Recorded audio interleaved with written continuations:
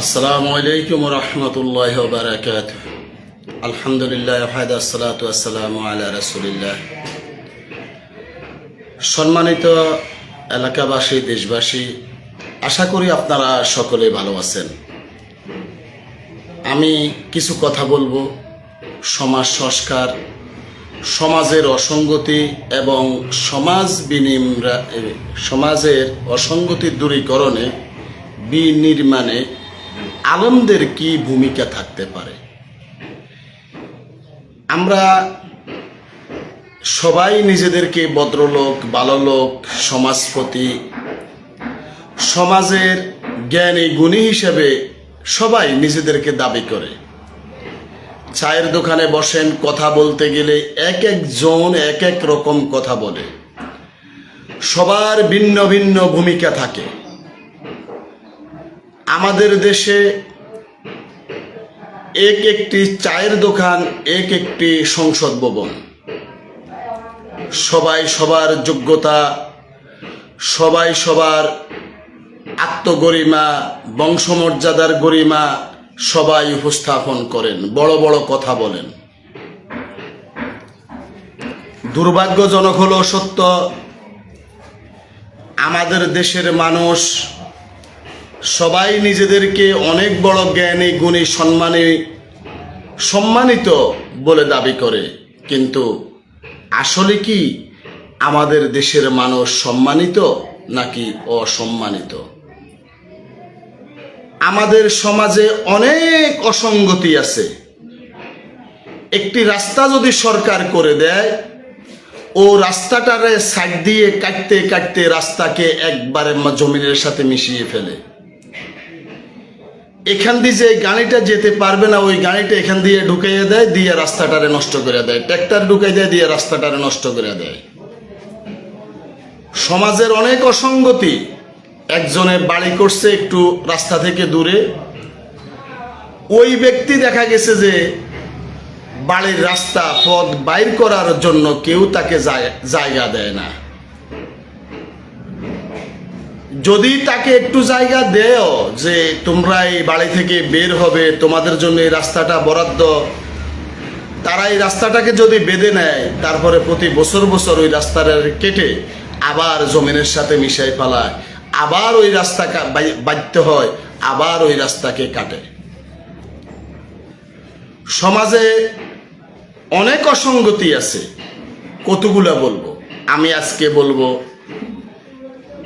বিশেষ করে ছেলে মেয়ে বিয়ে শাদী অথবা বিয়ে শাদী কেন্দ্রিক যেই অনৈতিক কাজগুলা হয়, ওই অনৈতিক কাজগুলা নিয়ে কিছু কথা বলবো। সেটি হলো, আমাদের দেশে একটি মেয়েকে তার বাবা মা জন্ম দেওয়ার পরে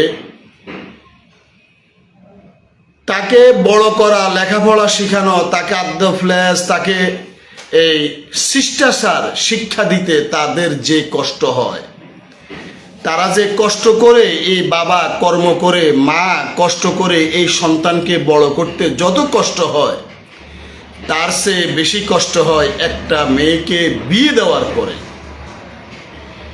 একটা মেয়ে যদি বিয়ে দেওয়ার কথা হয়, যদি ফাইনাল কথা হয়, তখন আমাদের দেশে কত রকমের আবদার। একবার আসে মোকাবিলা খানা, আবার ব্যয়ের খানা, বেআইনের খানা, ফুতরার খানা, জিয়ারির খানা, ননদের খানা। এইভাবে খানা খাওয়াইতে খাওয়াইতে যেই বেটার সন্তান এই মেয়েকে জন্ম দিয়েছে, তার অবস্থা খুবই খারাপ হয়ে যায়।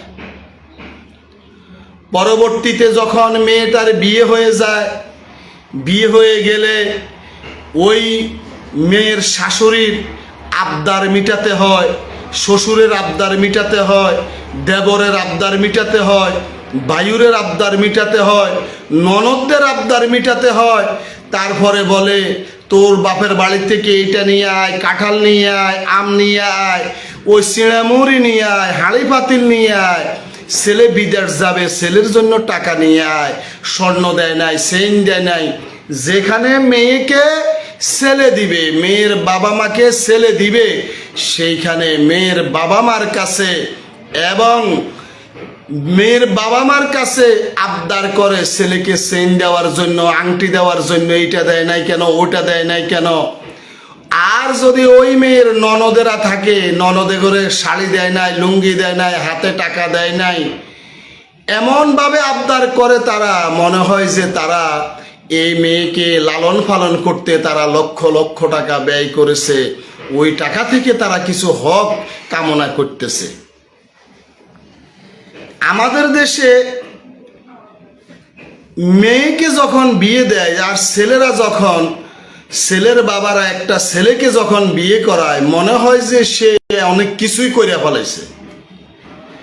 তার ছেলে তো অপদার্থ, ইনকাম করে না, কাজ করে না, টাকা নাই, পয়সা নাই, কিন্তু বিয়ে করার পরে সে জমিদার, সে কোটিপতি, ফকিন্নির পোলাপান কোটিপতি হয়ে যায়। আর এরা দেখা গেছে যে মেয়ের বাবাদেরকে এত কষ্ট দেয়, এত কষ্ট দেয় যেটা বলে শেষ করা যাবে না। ঈদ আসলে গরু দাও, ছাগল দাও, বর্ষার সিজনে যখন আম কাঁঠাল আসে বলে আম কাঁঠাল দাও, দুধ দাও, 10 কেজি 20 কেজি দুধ দাও, মুড়ি দাও, চিড়া দাও, এই দিন ফিটা দাও, ওই দিন ফিটা দাও। আর এই ছেলের বাবাদের বাড়ির আশেপাশে কিছু অপদার্থ মহিলা আছে যারা কুটনামি করে। এই অপদার্থ মহিলাগুলা বাড়িতে আসি বলে, কিরে বোন, তোর ছেলেরে বিয়ে করাইছস, তোর ছেলে কি দিছে, তোর ছেলে কি দিছে, তোর ছেলের শ্বশুর বাড়ি থেকে কি দিছে? ওরে অমুকের বাড়িওয়ালারা তো ছাগল দিছে, অমুকের বাড়িওয়ালারা গরু দিছে, অমুকের বাড়িওয়ালারা আম কাঁঠাল দিছে, পিঠা দিছে, এইটা দিছে, সেইটা দিছে। এই কথাগুলা বলে বলে ওই ছেলের মায়ের কান ভারী করে দেয়। আর এই দিক থেকে ননদেরা আছেই, মেয়ের ননদেরা তো আছেই, তারা আসি এই গুতা মারে, সে ওই গুতা মারে। আবার দেখা গেছে যে বায়ুর আছে, দেবর আছে, শ্বশুর শাশুড়ি তো বুড়া বুড়ি আছেই। সমাজটাকে ধ্বংস করে ছেড়েছে, ধ্বংস করে ছেড়েছে এই বেয়াদব পদার্থ, এই বুড়া বুড়িগুলা।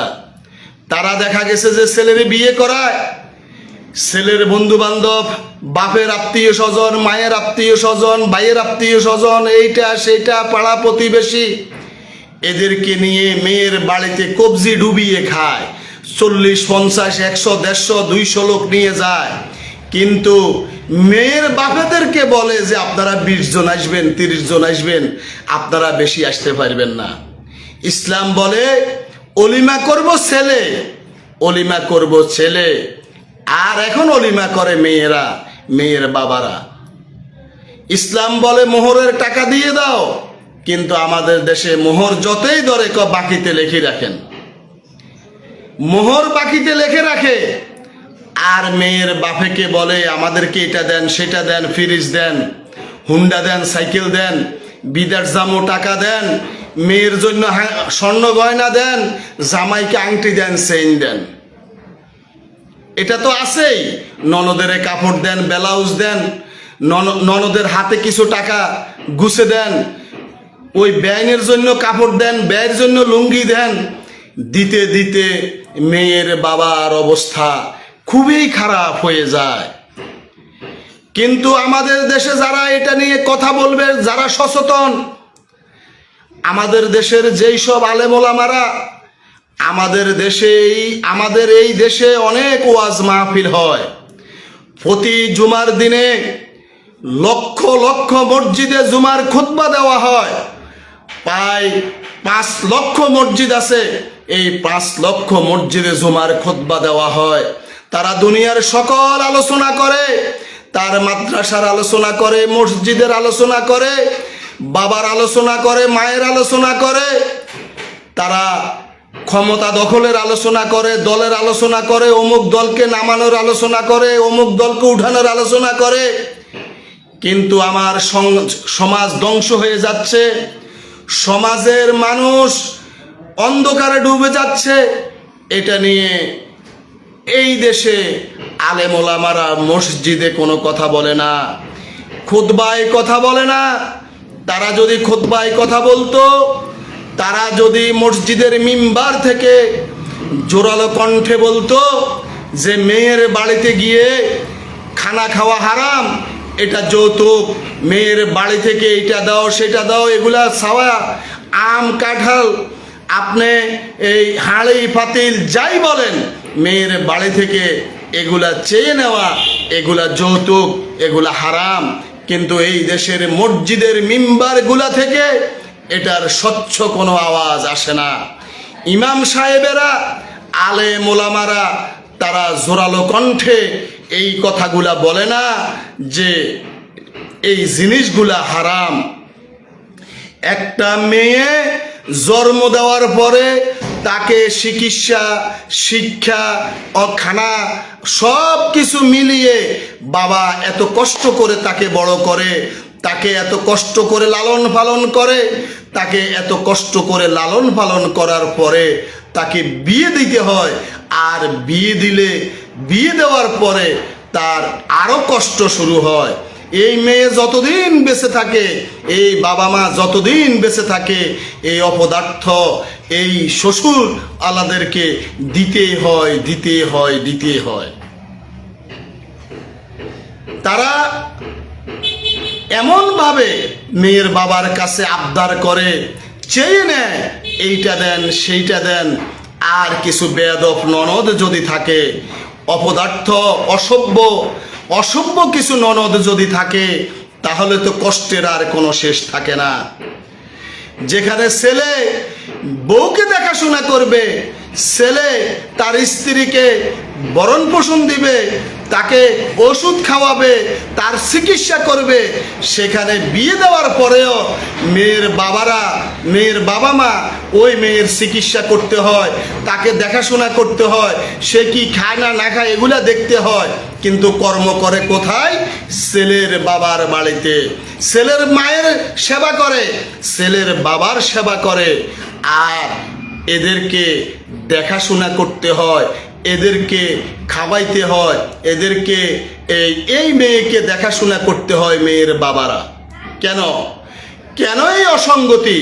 সমাজে কি আমাদের ইমাম সাহেব, আমাদের যে 5 লক্ষ মসজিদে, প্রায় 5 লক্ষ মসজিদে জুমার খুতবাতে কি এই ইমাম সাহেবেরা কি এগুলা দেখে না? তারা কি এগুলা দেখে না যে আমাদের দেশের এই পরিস্থিতি, সমাজের এই পরিস্থিতি? আমরা সমাজের এই অসঙ্গতিগুলা নিয়ে কিছু কথা বলি, প্রায় মাসে একটি খুতবা দেই, 2 মাস পরে একটি খুতবা দেই, যাতে করে জনগণ সচেতন হয়, জনগণ যেন আপনার হারাম কর্মে লিপ্ত না হয়।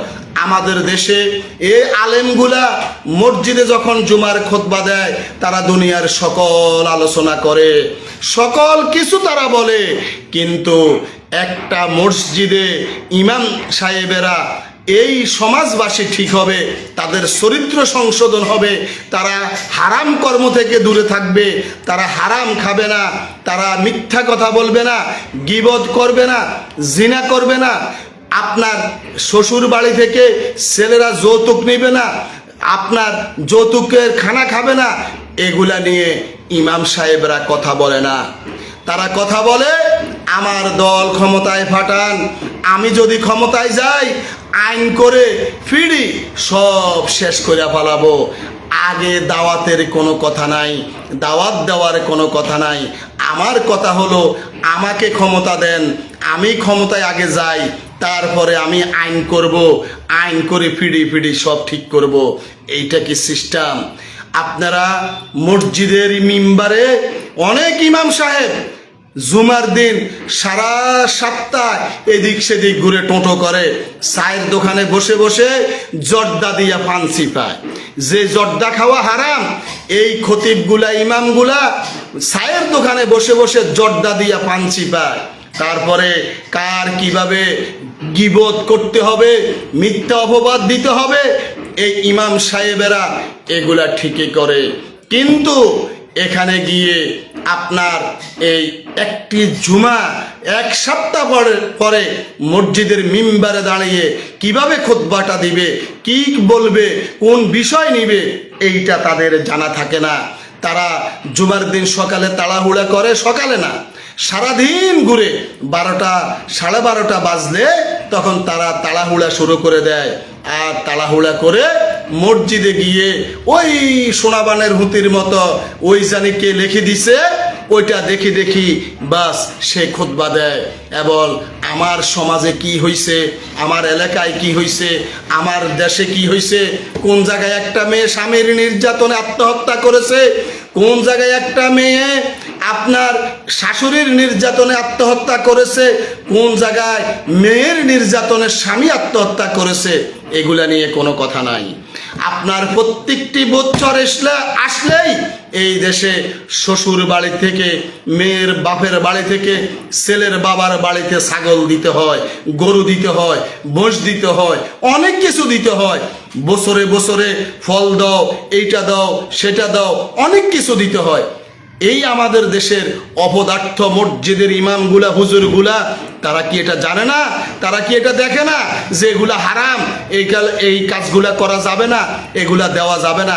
তারা কেন মসজিদে এই সব বিষয় নিয়ে জুমার খুতবাতে আলোচনা করে না?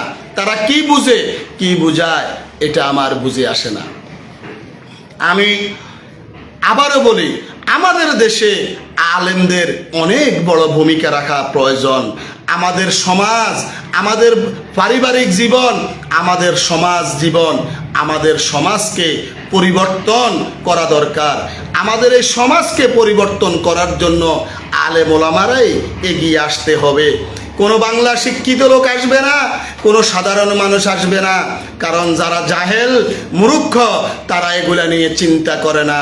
যারা আলেম, আপনারা যারা আল্লাহর ভয় দেখান, আপনারা মানুষদেরকে এইটা করেন সেটা করেন, দল করেন, যেখানে দল করা হারাম আপনারা মানুষদেরকে দলের দাওয়াত দেন, আসেন দল করেন, জান্নাতে চলে যান। হারাম হারাম কাজের দিকে আপনারা আহ্বান করেন, কিন্তু হারাম থেকে বাঁচার জন্য আপনারা জাতিকে আহ্বান করেন না। তাই আমি আবার বলি, আমাদের এই দেশে যেই অসঙ্গতিগুলো চলে, মেয়ের বাবাদের উপরে যেই কষ্ট দেওয়া হয়, মেয়ের বাপদেরকে যেই কষ্টের ভিতরে ফেলে দেয়, এই মেয়ের শ্বশুর বাড়িওয়ালারা এমনভাবে মেয়ের সাথে আচার আচরণ করে, আমার মনে হয় যে এই মেয়ের বাবারা তার মেয়ের বাড়িতে আগেই অনেক কিছু রেখে এসেছে, অথবা মেয়ের বাবার সাথে এই শাশুড়ির সম্পর্ক ছিল, ভালো সম্পর্ক ছিল, হক ফানা আছে, হক, তার হকের জন্য মেয়েকে কষ্ট দেয়, মেয়েকে জ্বালায়, মেয়েকে নির্যাতন করে, মেয়ের উপর স্টিম রোলার চালায়। একটা মেয়ে বিয়ে দিতে লালন পালন করে, একটি মেয়েকে লালন পালন করে বড় করে, লেখাপড়া শেখায়, তাকে শিষ্টাচার শিক্ষা দেওয়া হয়, আদব শিক্ষা দেওয়া হয়।